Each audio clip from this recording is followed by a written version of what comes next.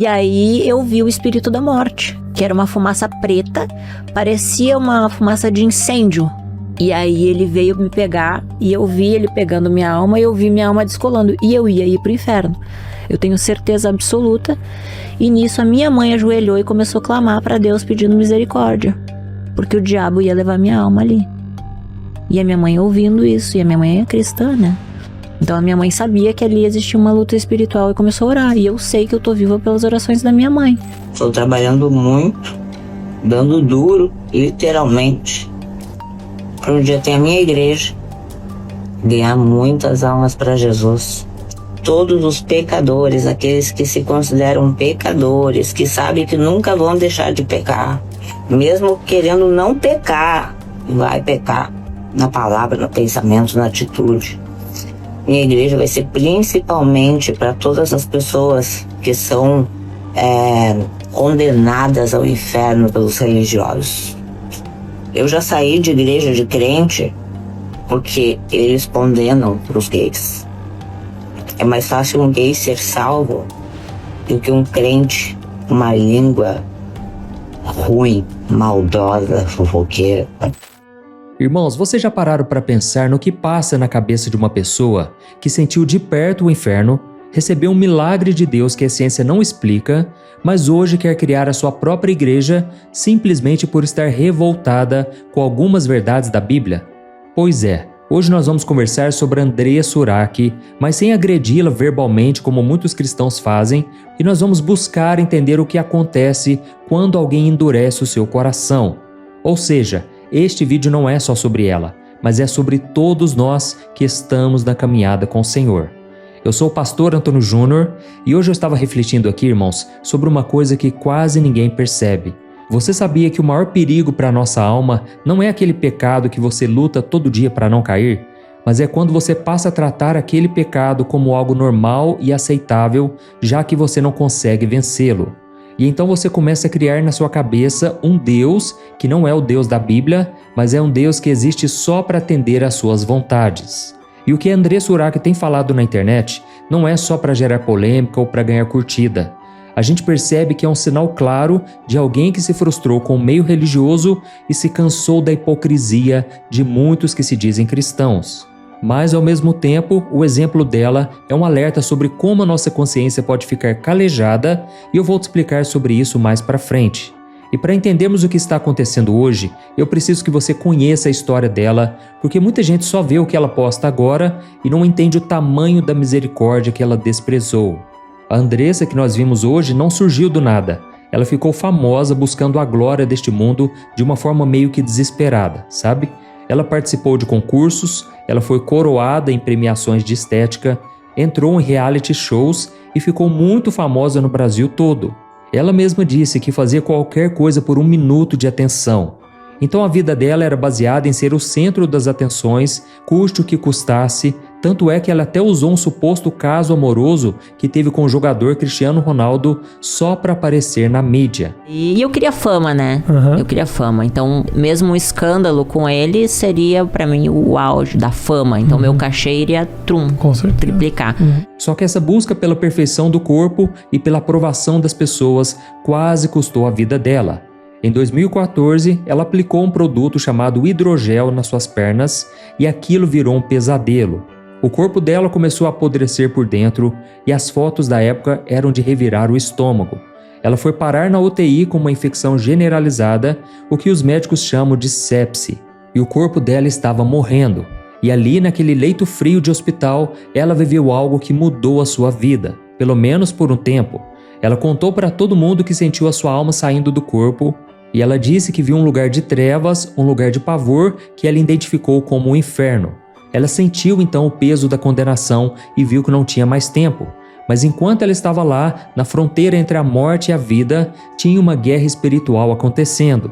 A mãe dela estava de joelhos no chão do hospital, tinha gente da Igreja Universal e crentes de todo lado clamando por aquela vida.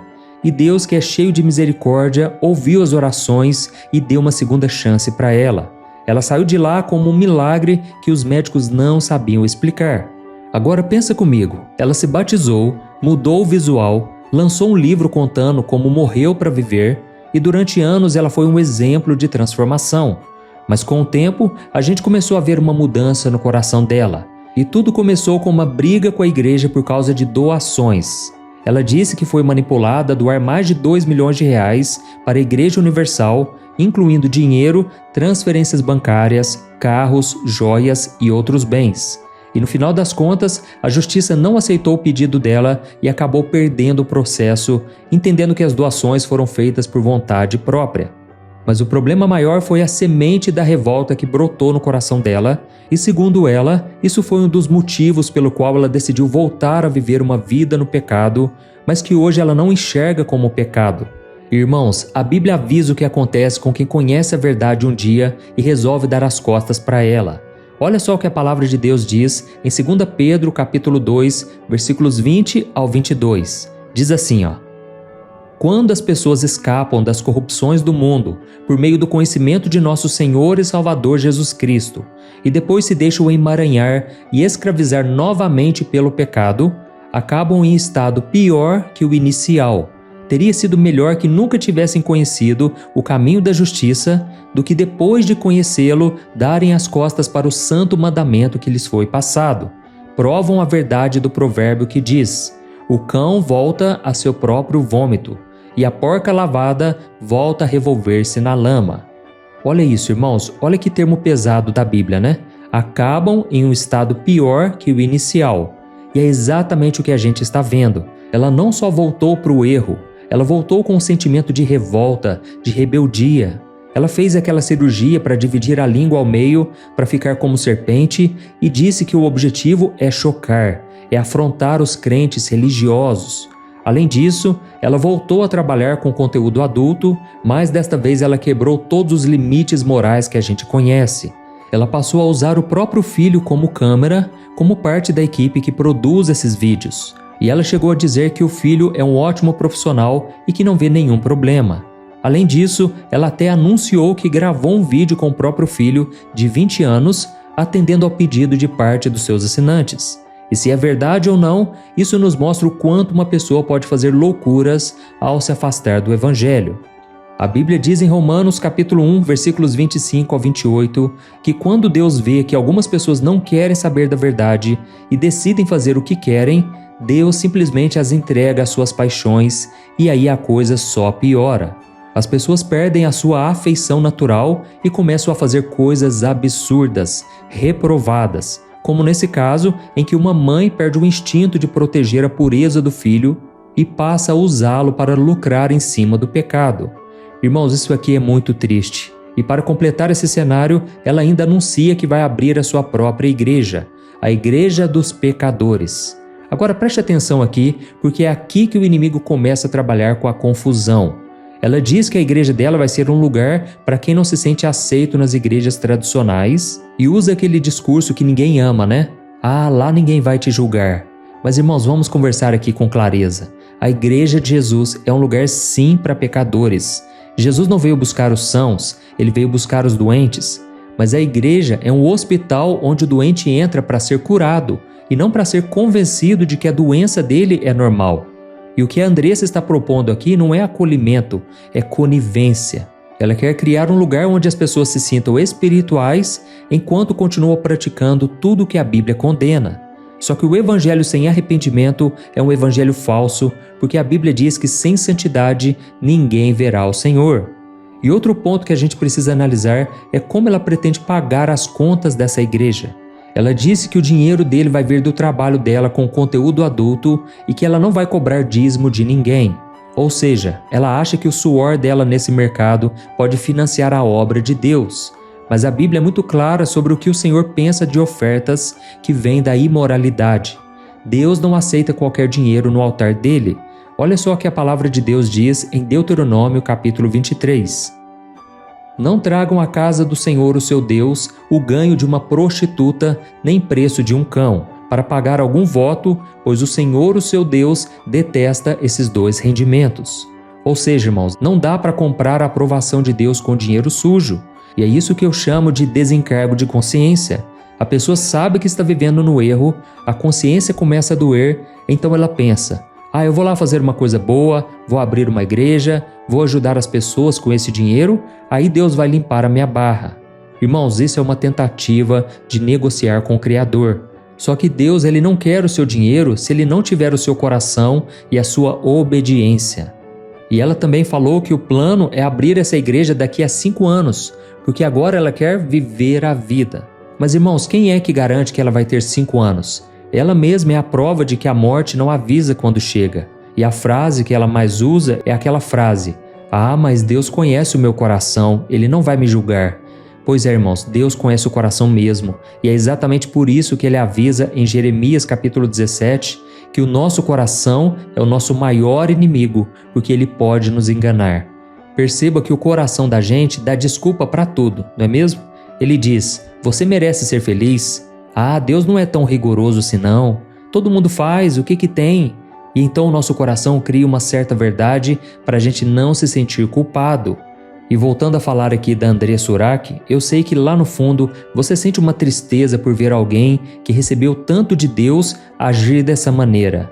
Mas sabe o que está acontecendo aqui? É o que a Bíblia chama de consciência cauterizada, e isso é um alerta para todas as pessoas, inclusive para nós. Sabe quando você trabalha muito com uma ferramenta e a palma da sua mão cria um calo tão grosso que você não sente mais dor se você encostar algo quente? Pois é, no seu coração acontece a mesma coisa. Se você peca, sabe que está errado, mas em vez de se arrepender, você cria uma desculpa, a sua consciência então vai criando um calo. E chega um ponto em que a pessoa faz o que é mais absurdo e ainda acha que está certa. Em João capítulo 3 está escrito que a luz, que é Jesus, veio ao mundo, mas os homens amaram mais as trevas do que a luz e acabaram odiando a luz porque as suas obras são más e elas não querem ser expostas.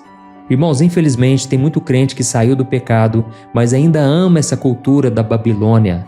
E esse é o grande perigo. Eles querem o céu, mas continuam amando o sistema deste mundo. Irmãos, o Evangelho da Graça não é uma licença para fazer o que quisermos.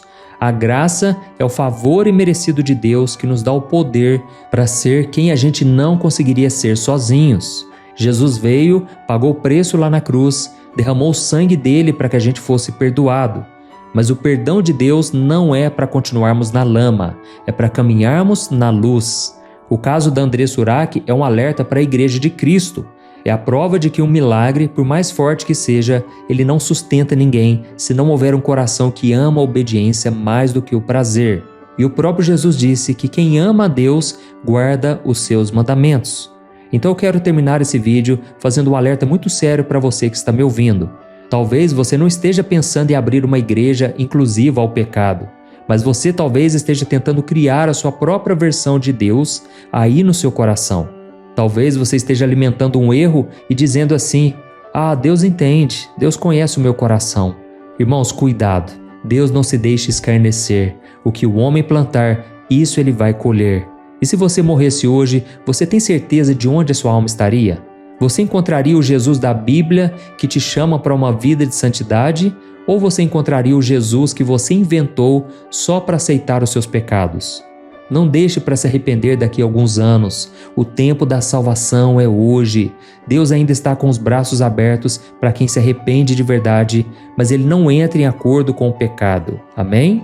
Então que Jesus guarde a sua mente de todo engano, que Ele te dê discernimento para você não seguir as regras de homens, mas a pura e santa Palavra de Deus. Amém? Se você gostou desse vídeo, compartilhe com seus amigos, clique em gostei e vamos fazer com que mais pessoas conheçam a verdade do Evangelho. Amém? Que Deus te abençoe, eu te espero no próximo vídeo. Um grande abraço.